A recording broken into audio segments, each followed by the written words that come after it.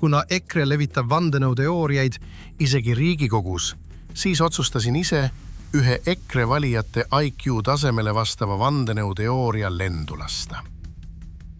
Kas te olete kunagi mõelnud, miks Viimsi Siim nii kaua poliitikas vastu peab? No, rahvas räägib, et põhjus on lihtne. Siim ei olegi inimene. Ta on Viimsi reptiil.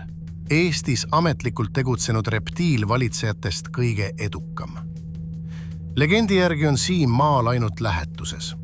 Tema tegelik kodu asub maakoore sees varjatud reptiili kambris, aga aeg-ajalt vajab ta laadimist. Piusa koopas asub üks 3-meetrine auk, kust Siim maakoore sisse läheb ja teiste reptiilide juures ennast laadimas käib. Täpsemalt ühes väga salajases augus, millest kõik teavad, aga keegi ei räägi. Seda Piusa auku olla kasutanud ka teised kuulsad reptiilid, nagu prints Harry ja Hillary Clinton. Ja nii see Eesti poliitika püsibki stabiilne. Üks hästi hoitud Viimsi reptiil peab saama ennast laadima.